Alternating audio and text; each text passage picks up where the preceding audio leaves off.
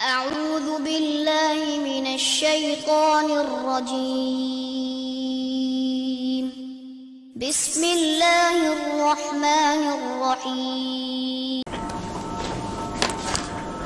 إن الحمد لله نحمده ونستعينه ونستغفره ونعوذ بالله من شرور أنفسنا ومن سيئات أعمالنا من يهده الله فلا مضل له ومن يضلل فلا هادي له وأشهد أن لا إله إلا الله وحده لا شريك له وأشهد أن محمدا عبده ورسوله يا أيها الذين آمنوا اتقوا الله حق تقاته ولا تموتن إلا وأنتم مسلمون يا أيها الناس اتقوا ربكم الذي خلقكم من نفس واحدة وخلق منها زوجها وبث منهما رجالا كثيرا ونساء واتقوا الله الذي تساءلون به والأرحام إن الله كان عليكم رقيبا يا أيها الذين آمنوا اتقوا الله وقولوا قولا سديدا يصلح لكم أعمالكم ويغفر لكم ذنوبكم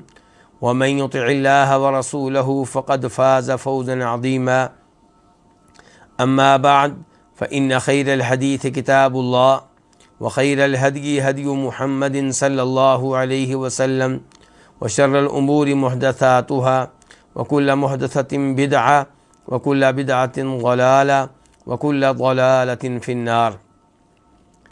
کتاب الفوائد، یہ عظیم الشان کتاب امام ابن القیم رحمہ اللہ کی تعریف ہے، جو 751 ہجری میں فوت ہوئے 751، اور اس کتاب میں امام صاحب نے طرح طرح کے علمی فوائد جمع کر دیے ہیں۔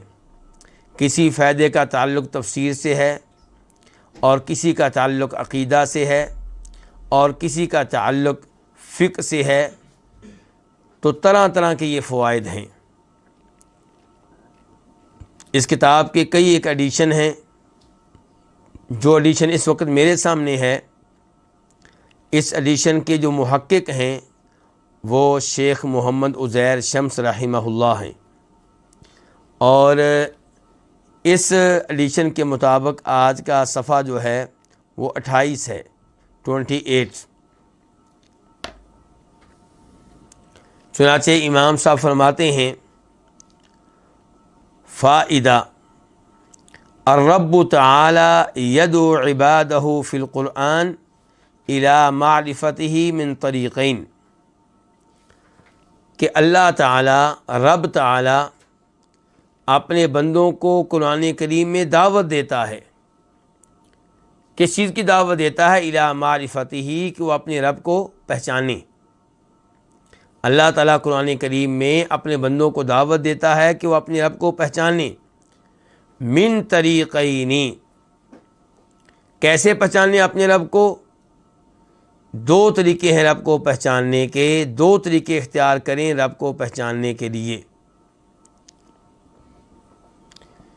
اس سے یہ بھی پتہ چلا کہ اللہ رب العزت کی معرفت نہایت ضروری ہے۔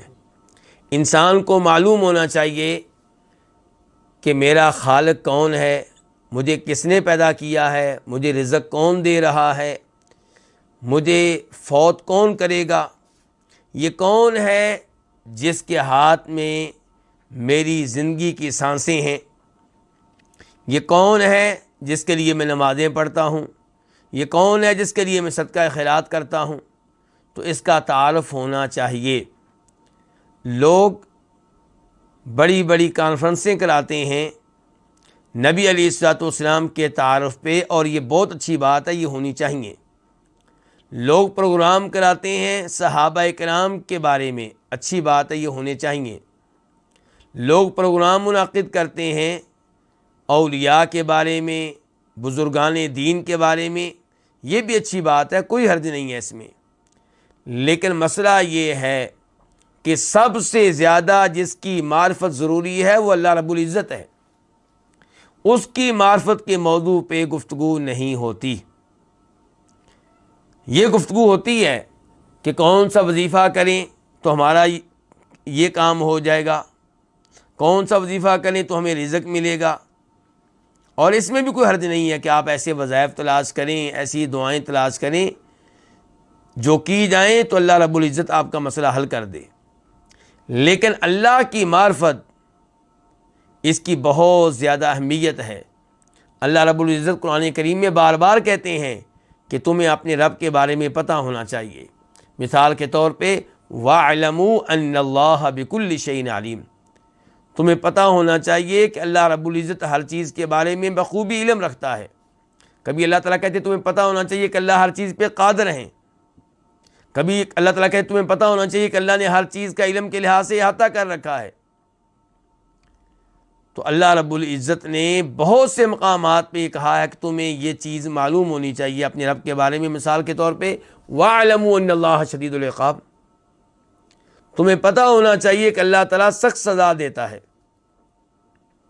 تو اللہ کا تعارف ہونا چاہیے، اللہ کے نام، اللہ کی صفات، اللہ کے افعال وغیرہ وغیرہ۔ تو یہاں پہ امام صاحب کہہ رہے ہیں کہ اللہ تعالیٰ قرآن کریم میں یدعو عبادہ، اپنے بندوں کو دعوت دیتا ہے کس چیز کی؟ الی معرفتہ، کہ وہ اپنے رب کو پہچانیں۔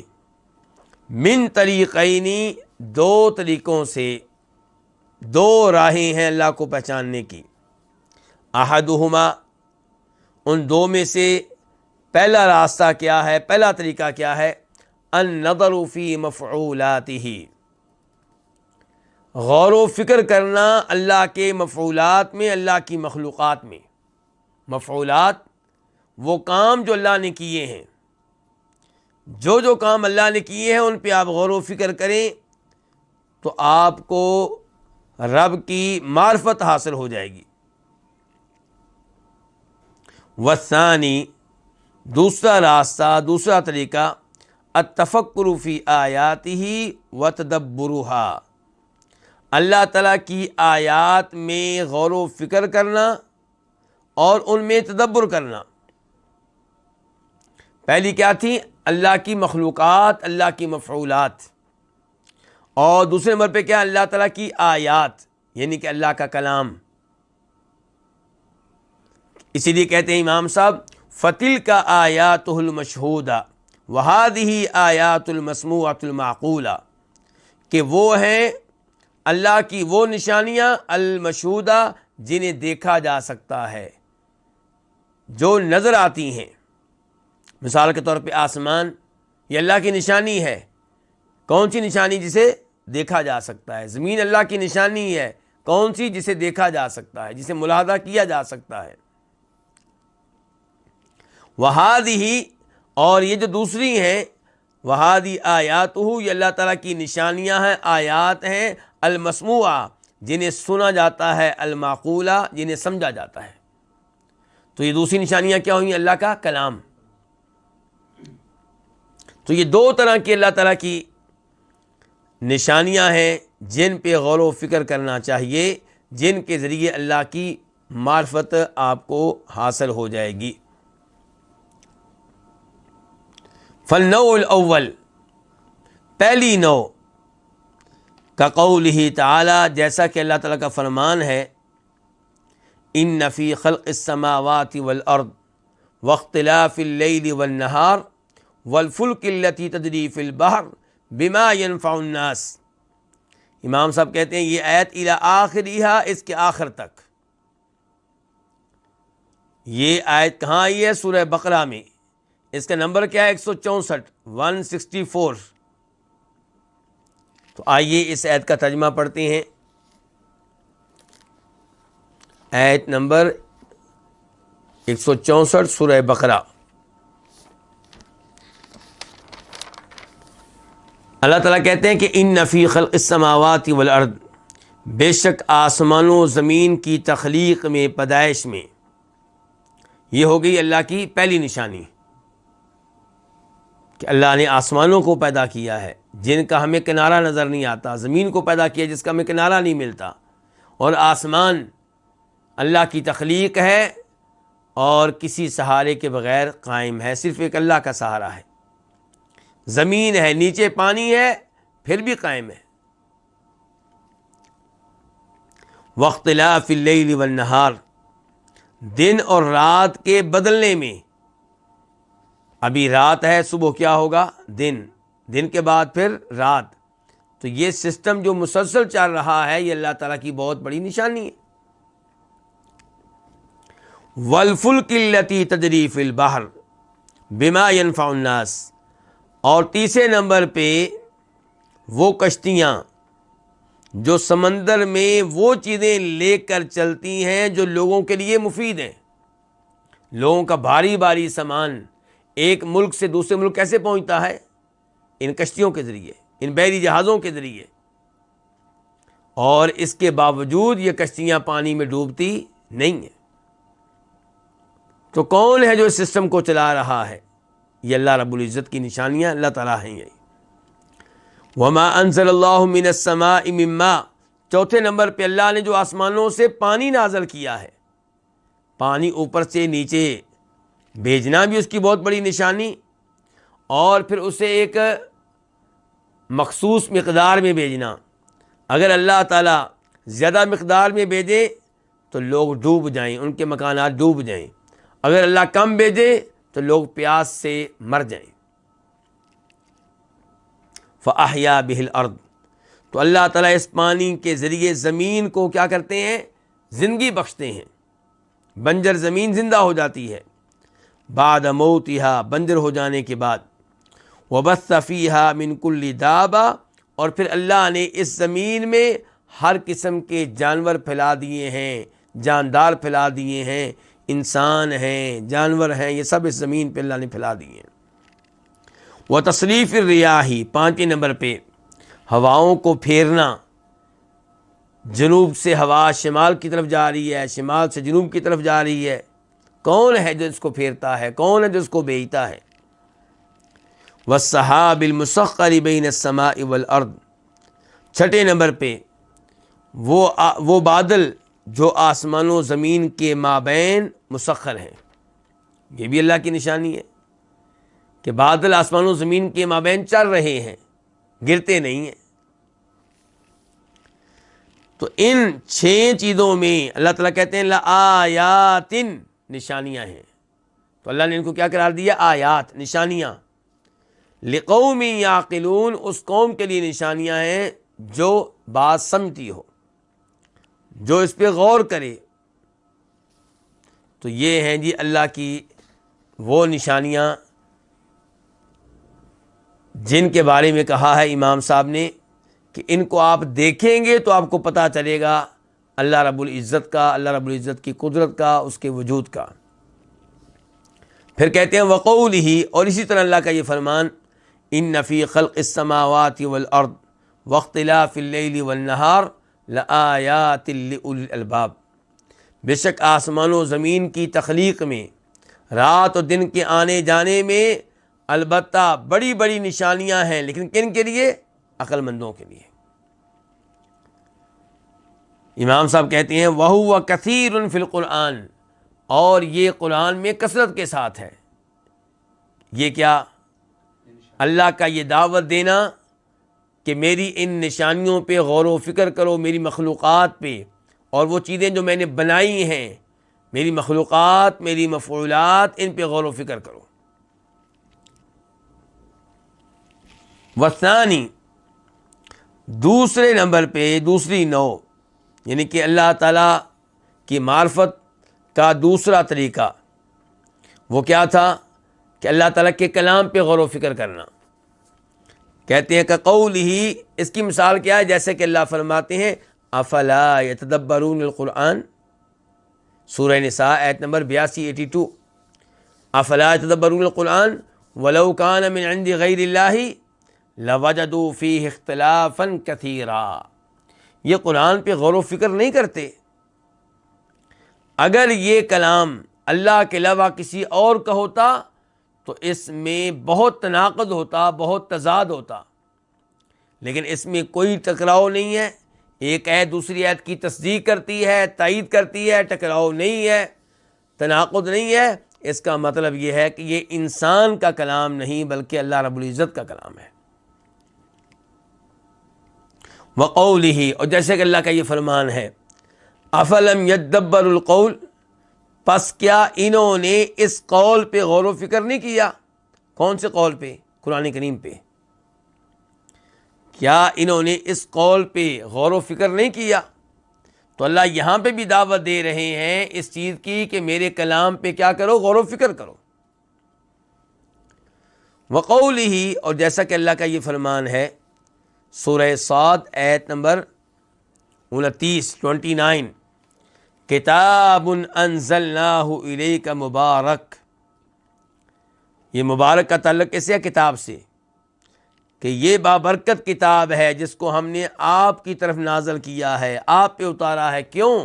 لیدبروا آیاتہ، تاکہ لوگ اس قرآن، اس کتاب کی آیتوں میں غور و فکر کریں۔ وَهُوَ كَثِيرٌ أَيْضًا، یہ چیز بھی قرآن میں کثرت سے ہے۔ یہ کیا چیز؟ کہ اللہ تعالیٰ مطالبہ کرتے ہیں کہ میرے کلام پہ کیا کرو؟ غور و فکر کرو۔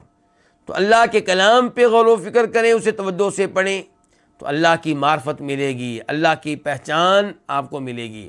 اور اگر آپ اللہ تعالیٰ کی مخلوقات اور مفعولات اس پہ غور و فکر کریں تو اس سے بھی اللہ تعالیٰ کا تعارف آپ کو ملے گا، اللہ کی پہچان آپ کو ملے گی۔ امام صاحب کہتے ہیں فَأَمَّا الْمَفْعُولَاتُ فَإِنَّهَا دَالَّةٌ عَلَى الْأَفْعَالِ، جہاں تک تعلق ہے ان چیزوں کا جن کو اللہ نے بنایا ہے، مفعولات اللہ کی بنائی ہوئی چیزیں، جہاں تک تعلق ہے اللہ کے مفعولات کا، یعنی کہ اللہ کی بنائی ہوئی چیزوں کا، اللہ کی مخلوقات کا، تو یہ دلالت کرتی ہیں علی الافعال، اللہ تعالیٰ کے افعال پہ۔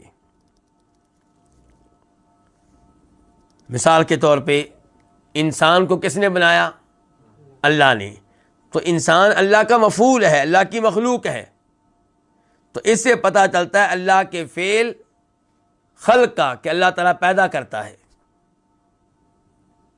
ہمارے سامنے کوئی فوت ہو چکا ہو اور اس کی لاش پڑی ہو، میت پڑی ہو، تو وہ لاش اور میت بھی کیا ہے؟ اللہ کا مفعول ہے۔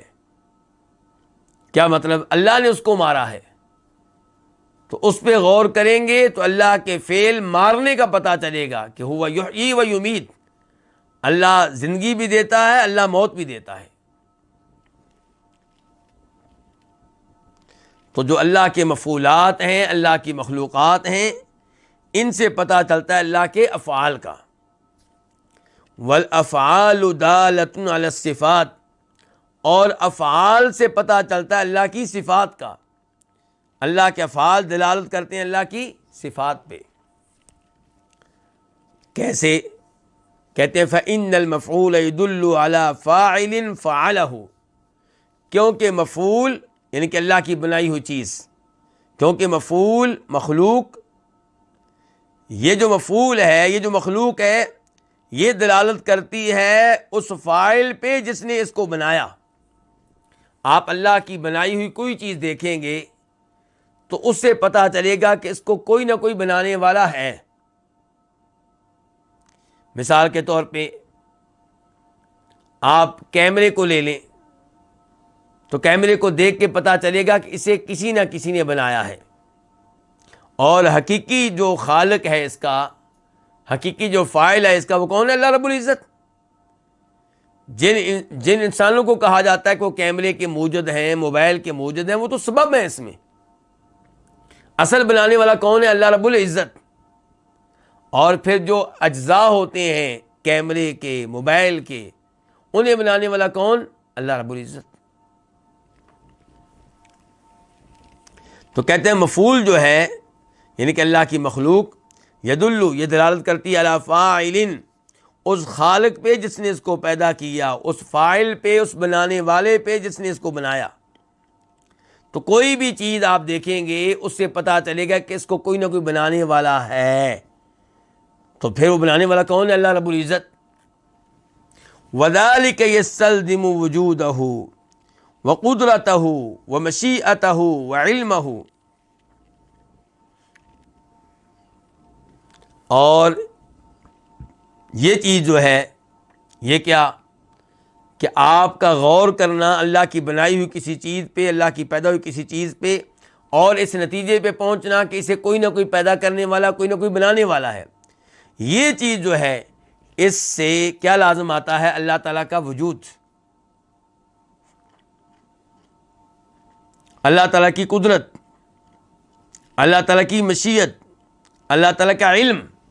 تو آپ دیکھیں، ایک چیز آپ نے دیکھی جو اللہ کی مخلوق ہے، جو اللہ کی بنائی ہوئی ہے، اس سے ایک تو پتہ چلا کہ اس کا کوئی نہ کوئی خالق ہے، کوئی نہ کوئی فاعل ہے، اور پھر پتہ چلا وہ جو خالق ہے اس کا وجود ہے، وہ جو خالق ہے وہ قدرت رکھنے والا ہے، اسی لیے تو اس نے چیز بنا لی ہے۔ وہ جو خالق ہے اس کی مشیت ہے، اس نے چاہا تو یہ چیز بنی ہے، اس نے ارادہ کیا تو چیز بنی ہے، اور اس کے پاس علم ہے، علم کے بغیر یہ چیز بنائی نہیں جا سکتی۔ تو دیکھیں، اللہ کی ایک مخلوق پہ آپ نے غور و فکر کیا تو آپ کو اللہ کی کتنی صفات کا علم ہو گیا۔ کہتے ہیں لاستحالۃ صدور الفعل الاختیاری من معدوم، کیونکہ محال ہے، ناممکن ہے کہ کوئی اختیاری فعل صادر ہو من معدوم، اس سے جس کا وجود ہی نہیں ہے، جو موجود ہی نہیں، جو معدوم ہے۔ کیوں جی؟ جو چیز نہیں ہے اس کی طرف سے کوئی فعل سرزد ہو سکتا ہے؟ جس چیز کا اپنا وجود نہیں وہ کسی اور چیز کو وجود کیا بخشے گی؟ تو کسی اور چیز کو وجود بخشنے والا وہی ہوگا جو خود موجود ہے۔ تو جب آپ نے کیمرہ دیکھا تو آپ اس نتیجے پہ پہنچ گئے کہ اسے بنانے والا خود موجود ہے، اور واقعی اللہ موجود ہے۔ جب آپ نے آسمان کو دیکھا تو آپ اس نتیجے پہ پہنچے کہ اسے بنانے والا موجود ہے، اس کا وجود تھا تو اس نے آسمان کو وجود بخشا۔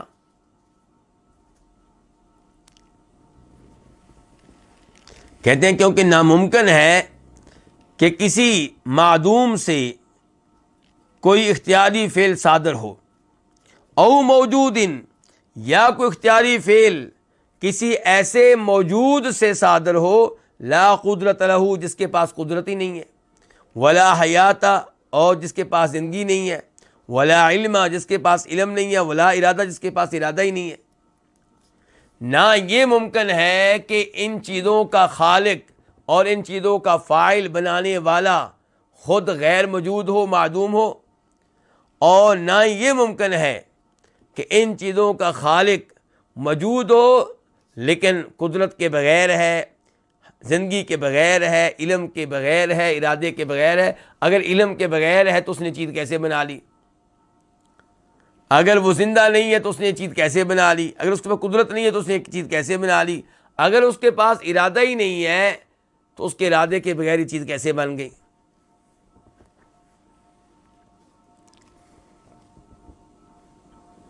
اس کے بعد کہتے ہیں امام صاحب، ثم ما فی المفعولات من التخصیصات المتنوعة دال على ارادۃ الفاعل وان فعله ليس بالطبع بحيث يكون واحدا غیر متکرر۔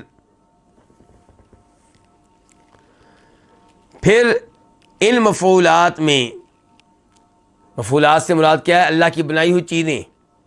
پھر ان مفعولات اور مخلوقات میں جو متنوع قسم کے خصائص اور خصوصیات ہیں، دال، یہ دلالت کرنے والی ہیں علی ارادۃ الفاعل، فاعل کے ارادے پہ، خالق کے ارادے پہ۔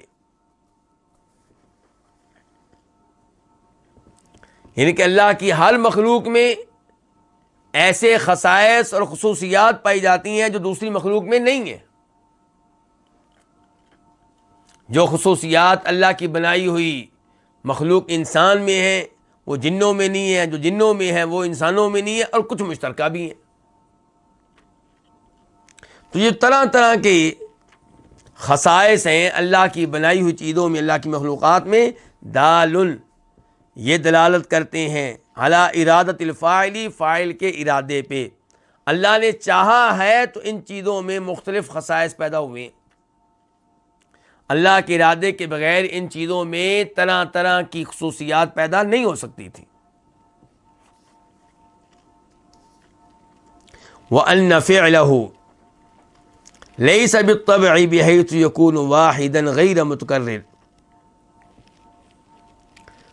اور بے شک اللہ تعالیٰ کا جو فعل ہے لیس بالطبع، پکی بات یہ ہے کہ اللہ تعالیٰ کا جو فعل ہے یہ ایسا نہیں ہے کہ یہ ایک ہو اور اس میں تکرار نہ ہو۔ اللہ نے مثال کے طور پہ انسان کو پیدا کیا، تو کیا اللہ نے ایک انسان کو پیدا کیا اور اس کے بعد کوئی اور چیز اللہ کوئی اور انسان پیدا نہیں کر سکے؟ نہیں، اللہ نے ایک انسان کے بعد کئی انسان پیدا کیے اور قیامت تک یہ سلسلہ جاری و ساری رہے گا۔ تو کہتے ہیں وَأَنَّ فِعْلَهُ، اور بے شک اللہ تعالیٰ کا جو فعل ہے لَيْسَ بِالطَّبْعِ، پکی بات ہے کہ وہ اس کی وہ حیثیت نہیں ہے کہ یکون واحدن، کہ وہ ایک ہی مرتبہ ہو غیر متکرر، اور اس میں تکرار نہ ہو۔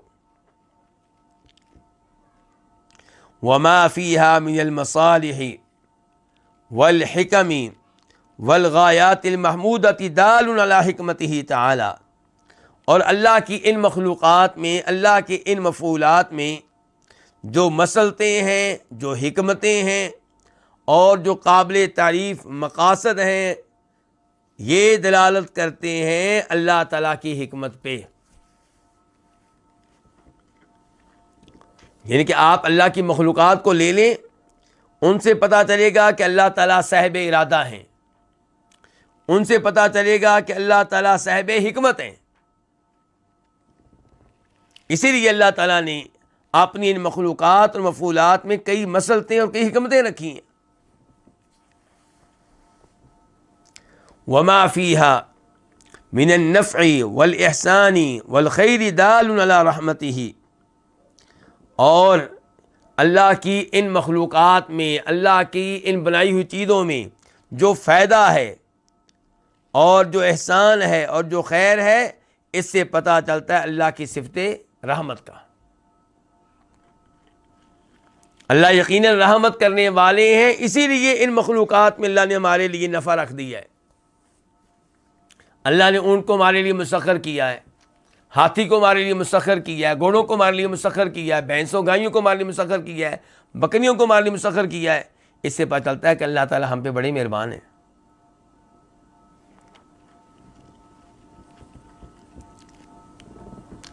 وما فيها من البطش والانتقام والعقوبة دال على غضبه، اور اللہ کی مخلوقات میں، اللہ کی بنائی ہوئی چیزوں میں، اللہ کی پیدا کی ہوئی چیزوں میں جو پکڑ ہے اور جو انتقام ہے اور جو سزا ہے، اس سے پتہ چلتا ہے اللہ کے غضب کا۔ اللہ نے جو چیزیں بنائی ہیں ان میں سے کئی ایسی ہیں جن کی گرفت اور پکڑ بڑی مضبوط ہے۔ شیر کسی کو پکڑ لے چھوڑتا ہے؟ نہیں چھوڑتا۔ اور کئی چیزوں میں اللہ نے کیا رکھا ہے؟ انتقام رکھا ہے۔ کئی اللہ کی مخلوقات ایسی ہیں جو انتقام لیتی ہیں، اور کئی اللہ تعالیٰ کی مخلوقات ایسی ہیں جو سزا ہیں۔ تو ان چیزوں سے پتہ چلتا ہے علی غضبی، اللہ تعالیٰ کے غضب کا۔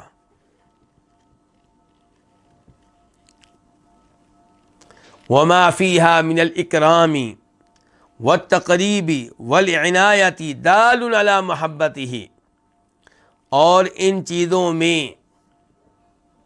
جو اکرام ہے، عزت دینا ہے، والتقریب اور قریب کر لینا ہے، والعنایہ اور اہتمام کرنا ہے، اس سے پتہ چلتا ہے اللہ تعالیٰ کی محبت کا۔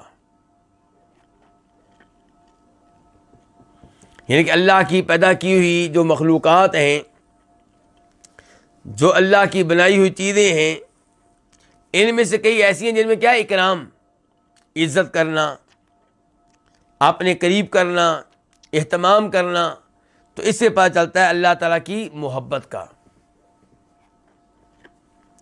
وما فيها من الإهانة والإبعاد والخذلان دال على بغضه ومقته، اور ان چیزوں میں جو رسوائی ہے اور دور کر دینا ہے اور بیار و مددگار چھوڑ دینا ہے، اس سے پتہ چلتا ہے اللہ کے بغض کا اور اللہ کی ناراضگی کا۔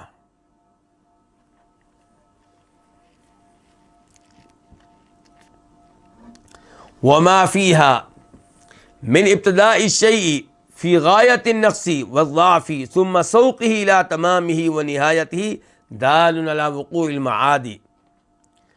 اور ان چیزوں میں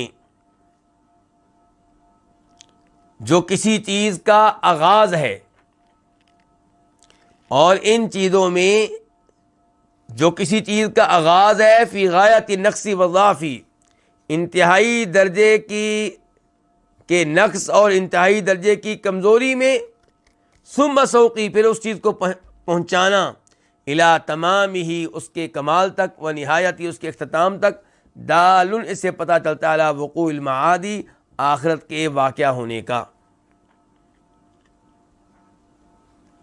اللہ جن چیزوں کو پیدا کرتے ہیں وہ شروع میں کیسے ہوتی ہیں؟ کمزور، شروع میں ان میں کمیاں کوتاہیاں ہوتی ہیں، پھر اللہ ان چیزوں کو پہنچا دیتے ہیں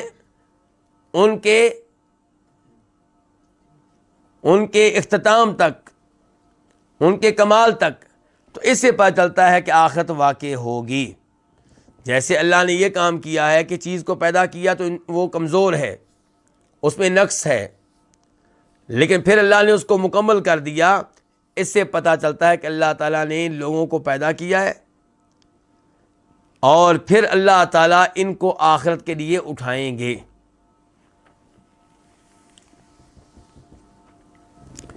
وما فيها من احوال النبات والحيوان وتصرف المياه دلیل علی امکان المعاد۔ اور جو ان چیزوں میں، اللہ کی بنائی ہوئی چیزوں میں، اللہ کی مخلوقات میں جو پودوں کے حالات ہیں اور جانوروں کے حالات ہیں اور پانی کے پھرنا کا جو مسئلہ ہے، یہ دلیل ہے اس بات کی کہ آخرت کا امکان ہے، آخرت کا امکان ہے۔ پودا آپ دیکھتے ہیں نا، پیدا ہوتا ہے، کیا ہوتا ہے؟ کمزور سا، پھر بڑا ہوتا ہے، پھر اسے کاٹ لیا جاتا ہے، اور پھر انہی پودوں پہ اگر پھل وغیرہ پیدا ہوتے ہیں تو اس سے بیج لیا جاتا ہے دوبارہ پیدا کرنے کے لیے۔ تو کہتے ہیں کہ ان میں جو پودوں کے حالات ہیں، جانوروں کے حالات ہیں، اور پانیوں کے پھرنے کے جو حالات ہیں، اس سے پتہ چلتا ہے علی امکان المعاد آخرت کے امکان کا، آخرت کے واقع ہونے کا۔ وما فيها من ظہور آثار الرحمت والنعمہ علی خلقہ دلیل علی صحت النبوات۔ اور جو ان میں، کن میں؟ اللہ کی مخلوقات میں، اللہ کی بنائی ہوئی چیزوں میں، اور جو ان میں رحمت کے آثار ظاہر ہوتے ہیں اور نعمت کے آثار ظاہر ہوتے ہیں، اللہ کی وہ رحمت جو اللہ کی مخلوق پہ ہے، اللہ کی وہ نعمت جو اللہ کی مخلوق پہ ہے، تو یہ دلیل ہے نبوت کے صحیح ہونے کی، نبوتوں کے صحیح ہونے کی، کہ جو نبی آئے وہ واقعی اللہ کی طرف سے آئے، اور یہ بات ماننی چاہیے۔ یہ کیسے پتہ چلا؟ کہ اللہ نے جو چیزیں پیدا کی ہیں ان چیزوں میں سے کئی چیزوں میں اللہ نے بڑی رحمت رکھ دی ہے، ان میں سے کئی ایک چیزیں ہیں جو انسان کے اوپر اللہ کی بہت بڑی نعمت ہیں۔ تو اس سے پتہ چلتا ہے کہ نبوت بالکل صحیح ہے، کہ اللہ نے واقعی نبی بھیجے ہوں گے جو اللہ کے بندوں کو بتائیں کہ اللہ نے تم پہ کیا کیا انعام کیے ہیں۔ وما فيها من الكمالات التي لو عدمتها كانت ناقصة دلیل على ان معطی تلك الكمالات احق بها فمفعولاته من ادل شيء على صفاته وصدق ما اخبرت به رسله عنه۔ کہتے ہیں کہ ان اللہ کی مخلوقات میں، اللہ کے مفعولات میں، اللہ کی بنائی ہوئی چیزوں میں جو کمالات ہیں، وہ کمالات لو عدمتها، جو ان میں معدوم ہوں، وہ کمالات جو اگر ان میں معدوم ہوں، کن میں؟ اللہ کی مخلوقات میں، اللہ کی بنائی ہوئی چیزوں میں، تو کانت ناقصہ، تو یہ چیزیں کیا ہوں گی؟ ناقص ہوں گی۔ تو یہ چیز دلیل ہے اس بات کی کہ یہ کمالات دینے والا خود ان کمالات کا زیادہ حقدار ہے۔ تو ہر وہ کمال، ہر وہ خوبی جو اللہ نے اپنی مخلوق کو دی ہے، اللہ اس خوبی کے کمال کے زیادہ حقدار ہے۔ اگر میری اور آپ کی خوبی ہے کہ ہمارے ہاتھ ہیں، تو اللہ تعالیٰ میں یہ خوبی بدرجہ اولا موجود ہوگی۔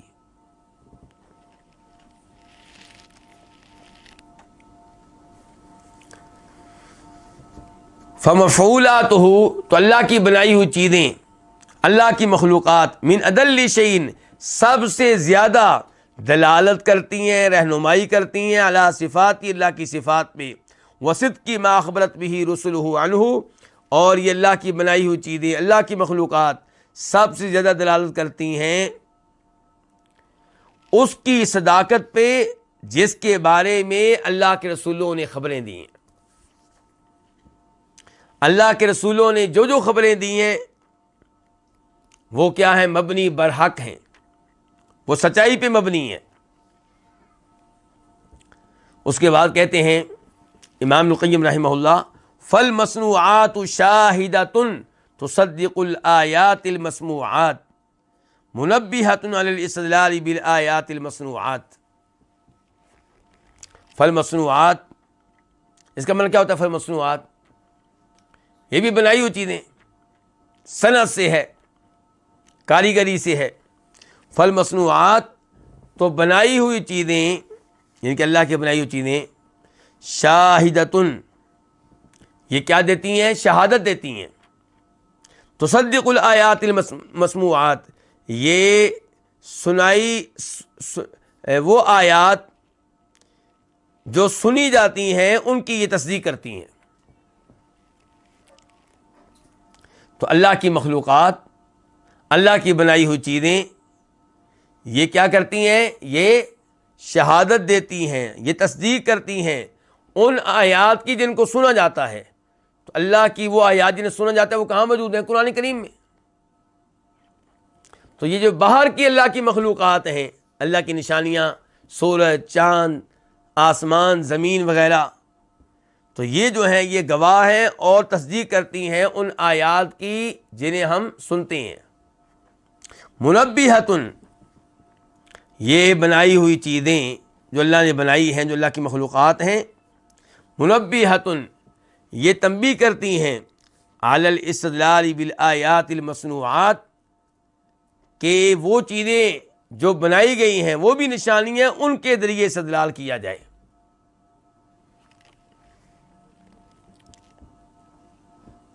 تو اس 1.5 لائن میں کیا کہا امام صاحب نے کہ اللہ کی بنائی ہوئی چیزیں یہ گواہی دیتی ہیں اور یہ تصدیق کرتی ہیں ان آیات کی جن کو سنا جاتا ہے، اور یہ تنبیہ ہیں علی الاستدلال بالآیات المصنوعات، یہ جو اللہ کی بنائی ہوئی چیزیں ہیں یہ تنبیہ کر رہی ہیں، یہ ہمیں وارننگ دے رہی ہیں، ہمیں سمجھا رہی ہیں کہ اللہ تعالیٰ کی بنائی ہوئی چیزوں کو دلیل بنایا کرو۔ کس چیز پہ؟ اللہ کے وجود پہ، اللہ کی صفات پہ۔ قال تعالی، اللہ تعالیٰ فرماتے ہیں، سنریہم آیاتنا فی الآفاق وفی انفسہم حتی یتبین لہم انہ الحق، کہ جلدی ہم ان کو دکھائیں گے اپنی وہ نشانیاں فی الآفاق، جو کہاں ہیں؟ زمین کے کناروں پہ ہیں۔ آفاق افق کی جمع ہے، وہ جگہ جس کے بارے میں لگتا ہے کہ یہاں پہ زمین اور آسمان ایک ہو رہے ہیں، دور سے ہم کو ایسے ہی لگتا ہے۔ تو اللہ تعالیٰ نے فرمایا ان قریب ہم ان کو دکھائیں گے اپنی وہ نشانیاں فی الآفاق کی، جو کہاں پہ ہیں؟ وہ زمین آسمان کے مابین جو کنارے ہیں وہاں پہ ہیں۔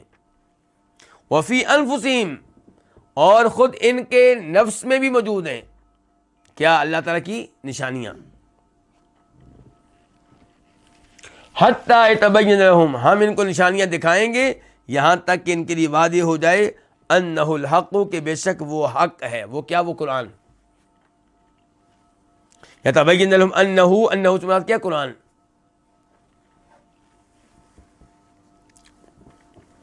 ای یعنی کہ ان القرآن حق، قرآن کیا ہے؟ حق ہے. فاخبر، تو اللہ نے بتایا ہے، انہ لا بد ان یریہم من آیاتہ المشہودۃ ما یبین لہم ان آیاتہ المطلوبۃ حق.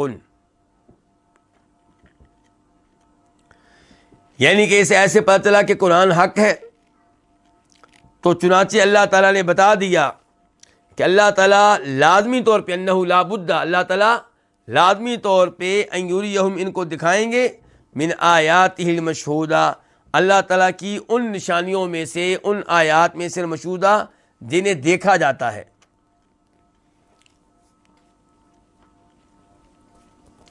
تو اللہ تعالیٰ ان کو دکھائیں گے اپنی ان آیات میں المشہودہ، جن کو دیکھا جاتا ہے، ما یبین لہم، جو ان کے لیے وعدے کر دے گا کہ ان آیاتہ المطلوبۃ حق، کہ اللہ تعالیٰ کی تلاوت کی گئی آیات کیا ہیں؟ وہ حق ہیں، برحق ہیں، سچ ہیں.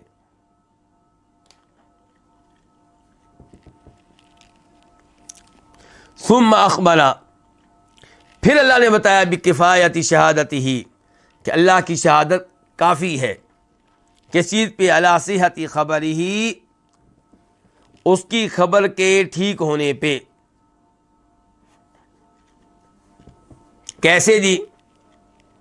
بما اقام من الدلائل والبراہین علی صدق رسولہ، ان دلائل اور براہین کی وجہ سے جو اللہ نے قائم کیے ہیں اپنے رسول کی سچائی اور صداقت پہ.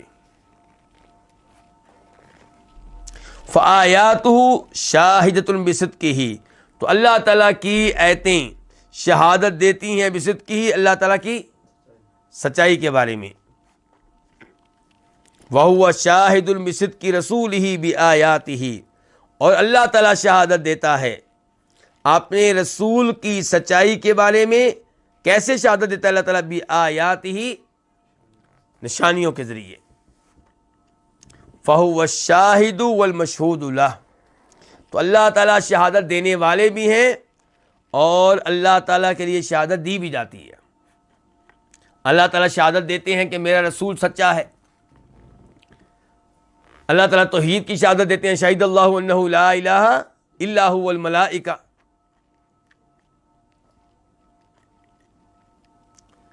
تو اللہ تعالیٰ شہادت دیتے ہیں اور اللہ کے حق میں بھی شہادت دی جاتی ہے.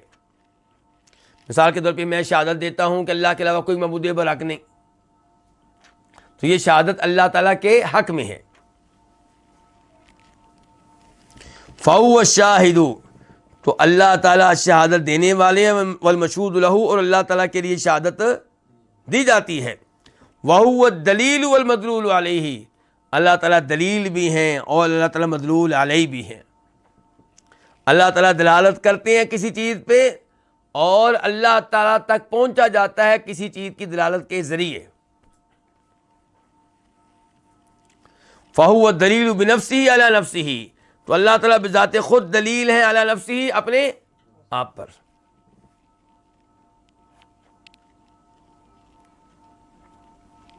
کما قال بعض العارفین، جیسا کہ کسی عارف نے کہا ہے. یہ عارف کیا ہوتا ہے جی؟ جی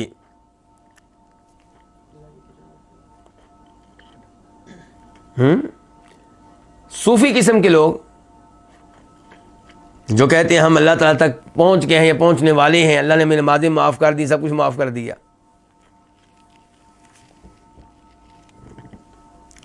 تو کہتے ہیں امام صاحب یہاں پہ کما قال بعض العارفین، جیسا کہ عارفین میں سے کسی نے کہا ہے، کیف اطلب الدلیل علی من هو دلیل لی علی کل شیء، میں اس سے دلیل کیسے طلب کروں جو کہ میرے لیے ہر چیز کے اوپر دلیل ہے. میں کیسے کسی سے کہوں کہ بھائی مجھے دلیل دو کہ اللہ تعالیٰ ہے، جب کہ اللہ ہر چیز پہ میری رہنمائی کر رہا ہے. اللہ نے میری رہنمائی کی ہے کہ دودھ میں نے کہاں سے لینا ہے، بھینس کا لینا ہے یا گدھی کا لینا ہے؟ یہ رہنمائی کس نے کی ہے؟ تو اللہ تعالیٰ میری قدم بے قدم رہنمائی کر رہے ہیں. تو آج میں سوال کروں کہ خود اللہ کے موجود ہونے کی دلیل کیا ہے، تو کتنی بیوقوفی ہوگی.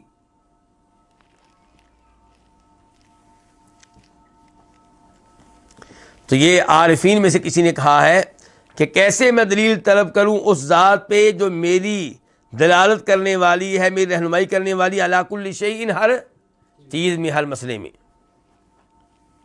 فأي دلیل طلبته علیہ فوجودہ اظہر منہ. میں کوئی بھی دلیل طلب کروں علیہ، اس پہ، کس پہ؟ اللہ تعالیٰ پہ. احسنت، بہت اچھے. فأي دلیل طلبته علیہ، تو جو بھی دلیل میں طلب کروں علیہ، اللہ تعالیٰ پہ، اللہ تعالیٰ کے بارے میں، تو اللہ تعالیٰ کا وجود اس دلیل سے کہیں زیادہ واضح ہے. وَلِهَذَا قَالَ الرُّسُلُ لِقَوْمِهِمْ، اسی لیے رسولوں نے اپنی اپنی قوم سے کہا تھا. کیا کہا تھا؟ أَفِي اللَّهِ شَكٌّ، کیا اللہ کی ذات میں کوئی شک ہے؟ یہ کہ تم اللہ کا انکار کرتے ہو، اللہ کو ماننے کے لیے تیار نہیں ہو، کہ اللہ کے بارے میں کوئی شک کر سکتا ہے؟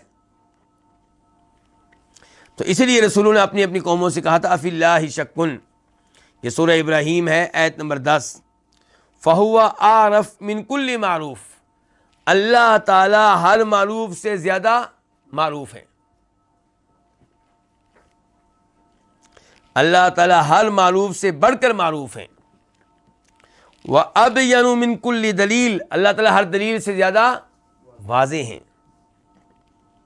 فَالْأَشْيَاءُ عُرِفَتْ بِهِ فِي الْحَقِيقَةِ، حقیقت یہ ہے کہ چیزوں کی جو پہچان ہوئی ہے، یہ کس کے ذریعے ہوئی ہے؟ اللہ کے ذریعے. اللہ نے آدم علیہ السلام کو بتائی تھی نا چیزیں، اور بعد میں والے انسانوں کو بھی اللہ ہی بتاتا ہے کہ یہ کیا چیز ہے، ہمارے دل و دماغ میں اللہ ڈال دیتا ہے.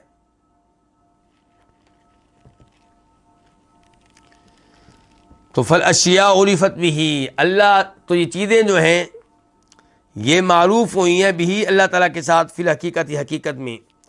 وَإِنْ كَانَ عُرِفَ بِهَا فِي النَّظَرِ وَالْإِسْتِدْلَالِ بِأَفْعَالِهِ وَأَحْكَامِهِ عَلَيْهِ، اگرچہ اللہ تعالیٰ کو پہچانا گیا ہے بہا، ان چیزوں کے ذریعے، فی النظر والاستدلال، غور و فکر کر کے، بِأَفْعَالِهِ وَأَحْكَامِهِ عَلَيْهِ، اللہ تعالیٰ کے افعال اور احکام کے ذریعے، علیہ، اللہ تعالیٰ کی ذات پہ. تو یہ اللہ تعالیٰ کی ذات کی معرفت کے بارے میں آج کا درس ہے. اس کا خلاصہ یہ ہے کہ امام صاحب کہتے ہیں کہ اللہ تعالیٰ کو پہچاننا چاہیے، کیونکہ اللہ نے خود اپنے بندوں کو کہا ہے قرآن میں کہ مجھے پہچانو. تو اس کا مطلب یہ ہے کہ اللہ تعالیٰ کی معرفت ہونی چاہیے. اب اللہ کی معرفت کے دو طریقے ہیں. ایک یہ کہ آپ غور و فکر کریں اللہ کی مخلوقات پہ، اللہ کی مفعولات پہ، جیسا کہ اللہ نے کہا فَلَا يَنظُرُونَ إِلَى الْإِبِلِ كَيْفَ، یہ اونٹوں پہ غور نہیں کرتے کہ اونٹوں کو کیسے پیدا کیا، وَإِلَى السَّمَاءِ كَيْفَ رُفِعَتْ، یہ آسمان پہ غور نہیں کرتے کہ آسمانوں کو کیسے اٹھایا گیا ہے.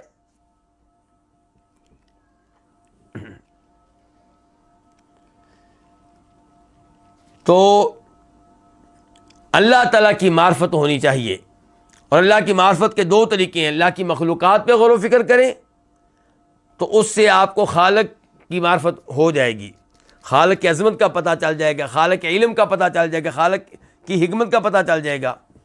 اور دوسرے نمبر پہ غور و فکر ہونا چاہیے اللہ تعالیٰ کی سمعی آیات پہ. وہ کیا ہے؟ قرآن کریم، جو اللہ نے اپنے بندے پہ نازل کیا. تو اس کے اوپر بھی غور و فکر ہونا چاہیے. اس کے ذریعے بھی اللہ تعالیٰ کی معرفت ملتی ہے. تو اللہ تعالیٰ کی پھر آیات دو طرح کی ہوئیں. ایک وہ اللہ تعالیٰ کی آیات، نشانیاں جنہیں دیکھا جاتا ہے. دوسرے نمبر پہ اللہ تعالیٰ کی وہ آیات جنہیں دیکھنا ممکن نہیں، جنہیں سنا جاتا ہے.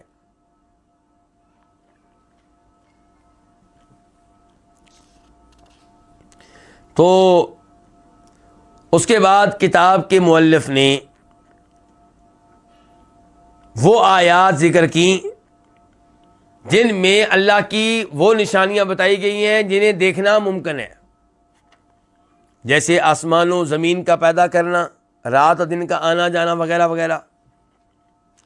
اور دوسرے نمبر پہ پھر وہ مؤلف نے آیات ذکر کی جن سے پتہ چلتا ہے کہ قرآن کے اوپر غور و فکر کرنا چاہیے، قرآن کی تفسیر سمجھنی چاہیے۔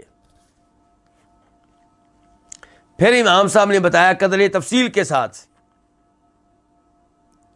کہ اللہ تعالیٰ کی جو مخلوقات ہیں، اللہ کی جو مفعولات ہیں، اللہ کی بنائی ہوئی چیزیں ہیں، ان سے پتہ چلتا ہے اللہ تعالیٰ کے افعال کا۔ چنانچہ جب آپ نے مان لیا کہ یہ چیز اللہ نے بنائی ہے تو آپ کو ماننا پڑے گا کہ اللہ موجود ہے، آپ کو ماننی پڑے گی اللہ کی قدرت، آپ کو ماننی پڑے گی اللہ کی مشیت، آپ کو ماننا پڑے گا اللہ کا علم۔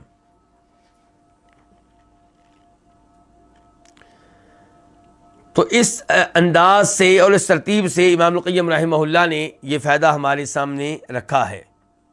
تو خلاصہ اس کا یہی ہے کہ اللہ کی ذات کے بارے میں معلومات لینی چاہیے، اللہ کی ذات کے بارے میں علم ہونا چاہیے، اور تاکہ اللہ تعالیٰ کی ذات کی شان آپ کچھ نہ کچھ جان سکیں، اس کے لیے قرآن کریم پہ بھی غور و فکر کرتے رہنا چاہیے، اور اللہ تعالیٰ کی ان مخلوقات مفعولات پہ بھی جن کا تذکرہ سورہ بقرہ میں آیا ہے، سورہ آل عمران میں آیا ہے کہ آسمان و زمین کی تخلیق پہ غور و فکر کریں گے تو آپ خالق تک پہنچ جائیں گے، اور یہ کہ بہت بڑی نشانی ہے ایسے رات دن کا تبدیل ہونا۔ تو یہ امام ابن القیم رحمہ اللہ نے انداز اختیار کیا ہے ہم میں شوق پیدا کرنے کا کہ ہم اللہ تعالیٰ کی معرفت حاصل کریں، اللہ تعالیٰ تک پہنچنے کی کوشش کریں۔ اللہ رب العزت سے دعا ہے کہ اللہ تعالیٰ ہمیں امام ابن القیم رحمہ اللہ کی ان نصیحتوں کو سمجھنے کی اور ان پہ عمل پیرا ہونے کی توفیق عنایت فرمائے، اور اللہ تعالیٰ ہمیں علم کے اوپر پختہ رکھے، پکا رکھے، اللہ ہمیں استقامت دے، اور اللہ تعالیٰ ہمیں غیر حاضریوں سے بچا کر رکھے۔ تو یہیں پہ آج کے درس کا اختتام ہوتا ہے، کیونکہ اس کے بعد پھر آگے نیا درس ہے۔ میں آپ سے اجازت چاہوں گا۔ وصلی اللہ تعالیٰ علی نبینا محمد وعلی آلہ وصحبہ اجمعین۔